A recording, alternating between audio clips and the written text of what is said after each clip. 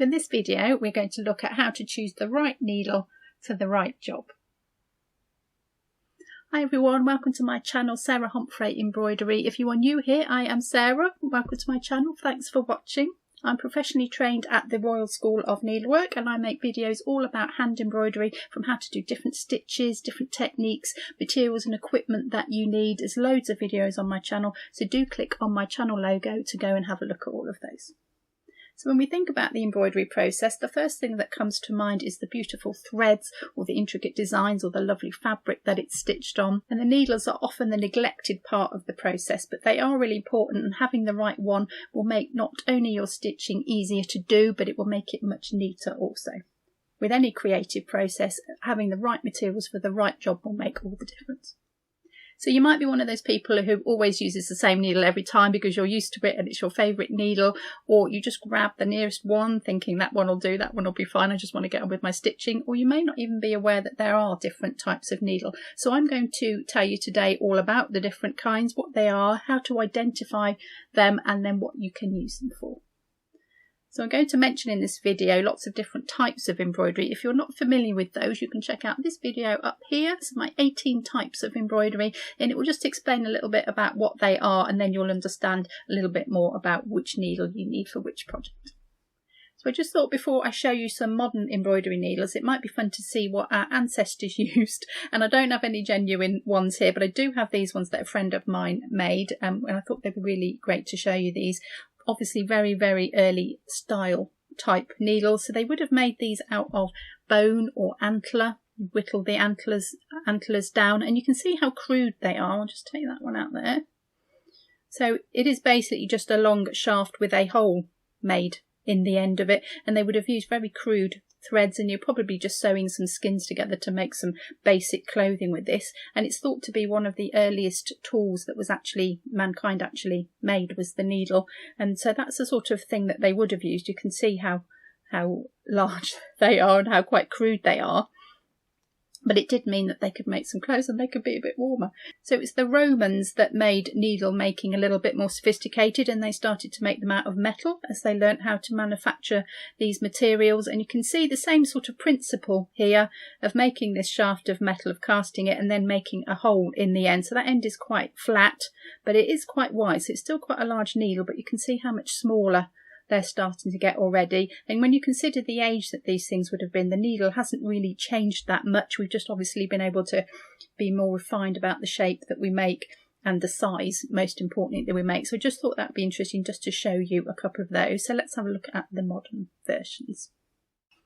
So if you're interested in the history of needles and how they are made, there is quite a good book called Needlemaking. It's printed by Shire Books, and I'll put a description in the video below this video so you can click on that and have a look at that book.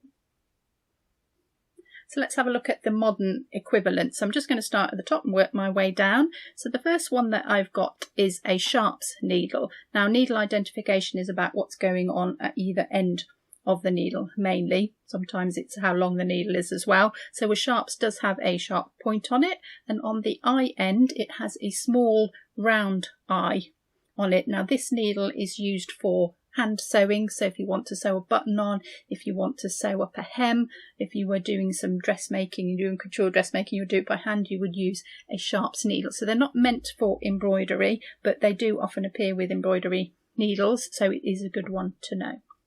So the next one down is an embroidery needle. So it is the same as a sharps. It's got a sharp point on the end. You'll notice they're about the same length as well, but it's the eye that is different in this case. So the eye is a longer eye in it, and this is to take embroidery threads, so in stranded cotton or a stranded floss, and you can choose how many threads you put in it. So the longer eye will take these threads. So these ones are specifically for embroidery.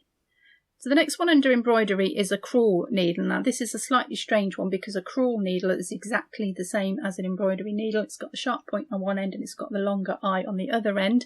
And what you may find is that these words are interchangeable. So you might find that embroidery needle is sometimes called a crewel and the other way around, or it might even say both on the packet. And it tends to be a crewel needle with the larger sizes of needle. So it will an embroidery 12, 10 and a 9, and then a crewel 7, 5, 3 and a 1, but they are the same type of needle. It just depends what the use is for. So we move on down now to a chenille needle, and you might be able to see the difference in this one. Obviously, it's about the same length as a crewel needle, and it's got the point on the end again, but it does have a really long eye this time. It's about twice the length of the crewel needle, and this one is for using larger threads with, so you're not squashing your thread in a small eye and the thread can spread out a bit. You can use a larger thread with it. This needle is also really good for your silk ribbon embroidery. It will take the width of the ribbon and it won't screw the ribbon up. Now we've got a tapestry needle, and this is where this end of the needle changes. So this end is actually blunt. It's been rounded off, and this is not for piercing the fabric. So the sharp point is to pierce through the fabric, but a tapestry needle would be used for cross stitch or for black work or for needlepoint, anything like that where you want to count the holes in the fabric and you put your needle into the hole, you don't pierce the fabric with it. So otherwise it's the same as a sort of embroidery crewel needle. It's got that long thin eye to take your embroidery threads, but a blunt end because you're not piercing through the fabric. So this is a good time just to show you these so you can clearly see the difference in these eyes, because this is really what it's all about. So I've got 3 different needles here. I've got a sharps, I've got a crewel / embroidery needle, and I've got a chenille needle, and you can see the eye. So in the sharps one, really small sort of fat eye. The embroidery one is a little bit longer to take those threads, and then in the chenille needle it's really long and a bigger needle as well to take more threads, more textured threads, and some silk ribbon too. So if you're doing hand embroidery, those are really the basic needles you're probably going to come across, but there are some more that I want to show you because the needle world is endless. There are loads and loads of them for different occasions, so I'm going to run down these ones too. So we've got a beading needle. Now this is to sew beads either onto your fabric as part of your embroidery or to make beaded projects. You can sew the beads together and make beaded projects out of them, and the thing you need to do is to be able to get the bead over the needle. So the eye in this one is the same width as the shaft of the needle, so that the whole thing will go through the bead and you don't get it on the needle and get it stuck on the eye. So those ones will be very fine. Sometimes you can get really long ones for those ones, but it is all about the eye and that the eye will go through the bead. So this is a straws needle, sometimes called a milliner's needle, and traditionally used for hat making, but also really good for smocking if you like smocking. And these ones are a lot longer, so they're very similar to a sharps in that they've got a small round eye, but they're very long to enable you to do those 2 techniques. Then we've got a sashiko needle. Now this one is very specific for the technique of sashiko. So that's a Japanese technique which just involves running stitch, and you put the needle in and out of the fabric, and you put lots of them on the needle at once, and then you pull the thread through. So the needles are very long with this, and you only normally do it in a single thread. You wouldn't do it in really thick thread. It's about the patterns that the stitches make. So it's got quite a small eye in it, but it's very long so that you can gather lots of stitches on the needle in one go. So next we've got a ballpoint needle. So this is very similar to a sharps needle for hand sewing, but it's got just a rounded off blunt end on it, and you would use this for stretch or knitted fabrics.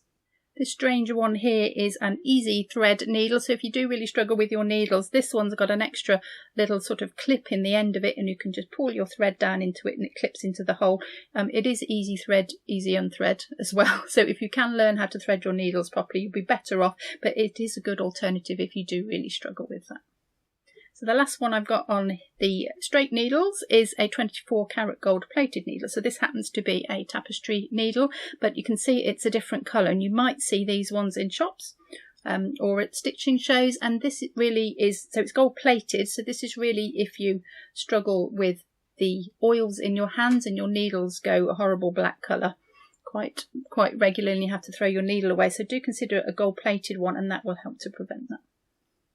And the last one that I want to mention on here is a curved needle, quite a strange looking needle, really useful actually if you can learn how to use them. We have got a video on how to use them, so do check that out.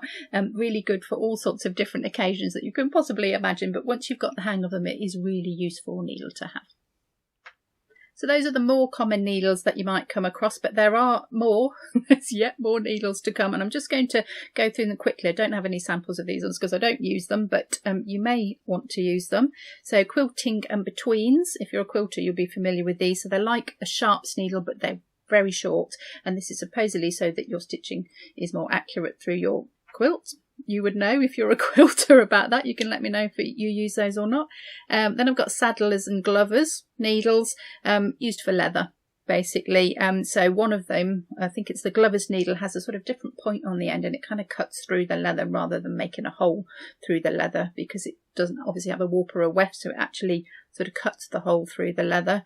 Got bookbinding needles. Those are very long and they have a polished eye on them, and that reduces the wear on the thread, and that keeps it really strong, because books obviously want to keep your pages together and you need a really strong finish on it. So those bookbinding needles are for that. You can get doll needles. Those are very long, so that you can literally pierce the doll and you can go back from one side through back to the other. So those ones are long needles. Sail needles, mattress needles, so you get the general idea anyway. Those are obviously very specialist ones which you're not likely to use if you're watching this video, but it is just worth knowing how many different needles there are and why it's important, therefore, to get the right one for the right job. Now, if you want a comprehensive guide to needles and what all of those different ones are, and all of the different sizes and the gauge of metals, John James Needles has a really good downloadable PDF on that. I was going to make one of my own, but theirs is brilliant. I don't need to make one of my own. Go and have a look at theirs. So I will put a link to this in the description below the video. Go and check that out. It gives you loads and loads of information all about all sorts of needles, and it does have the needles in the actual size that they are if you have John James Needles. So if you bought any from us, we get ours from John James Needles, very old needle manufacturer in England, and if you've got those needles they will match the size, so you can actually see what number size your needle is. So if you want to know how to care for your needles and how to look after them, and maybe they've got all in a jumble and they've all come out of the packets and you don't know what needle is what, do check out our sorting your needles video out. I show you how to make a very, very easy needle book, how you can sort them out into what type and what size, and how you can store them. And I just mentioned how to look after them as well, so do check that one out because that's worth a look.